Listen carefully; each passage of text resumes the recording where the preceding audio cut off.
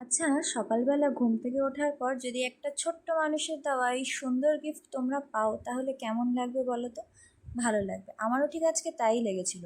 ভাই সকালবেলা থেকে না এই ছোট্ট ফুলটা বানিয়েছে, আর বানিয়ে আমি যেই ঘুম থেকে উঠেছি অমনি আমাকে সঙ্গে সঙ্গে দিয়েছে।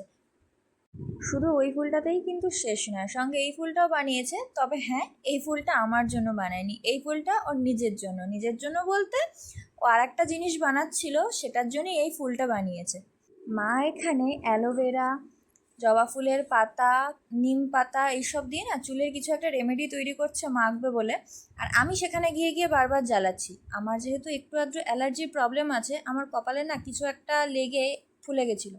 আমি মাকে জ্বালাচ্ছি আর কপালে মুখে বরফ ঘষছি, আর বরফ ঘষতে ঘষতে সেই সময় বৃষ্টিটাকে আসতে হলো। আর আমাকে দৌড়ে দৌড়ে ছাদে চলে যেতে হচ্ছে। ছাদে জামা কাপড় দেওয়া রয়েছে, জামা কাপড়টা আনতে গেছি, আর যেই আমি আনতে গেছি অমনি বৃষ্টিটা বন্ধ হয়ে গেল। কি জ্বালা! তারপর নিচে চলে এসে মাথার ওই পেস্টটাকে নিয়ে আমি এখানে নাচতে শুরু করেছি। অ্যাকচুয়ালি নাচছিলাম না, জিনিসটাকে আমি ফেটিয়ে দিচ্ছিলাম মার মাথায় মাখিয়ে দেবো বলে। বিশ্বাস করো, এত বিচ্ছিরি গন্ধ হয়েছিল যে কি বলবো, দেখতেও যেরকম বিচ্ছিরি আর গন্ধটাও সেরকম বিচ্ছিরি। তবে আমি সেটা সাহস নিয়ে হাত দিয়ে মার মাথায় মাখিয়ে দিচ্ছিলাম একদম সুন্দর করে। এখানে আমি এটাই বলার চেষ্টা করছি যে এই যে আর্ট, আর এই হলাম আমি আর্টিস্ট। আচ্ছা, এই চশমাটা পরে উপর দিক থেকে তাকিয়ে আমাকে কি ঠিক পুচুটা কাকিমা মনে হচ্ছে? যাই হোক, সন্ধ্যাবেলার দিকে আমি, মা, ভাই তিনজনে একটু বেরিয়েছি কয়েকটা কেনাকাটা পারপাস।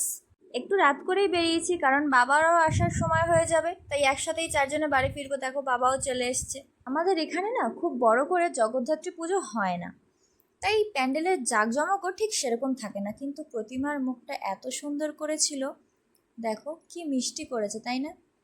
আমাদের এই পুজোটা হচ্ছে সোনারপুর ঘাসিয়ারার মোড়ে, আর প্যান্ডেলের থিমটা ছিল পুরো বর্ণপরিচয়ের উপরে।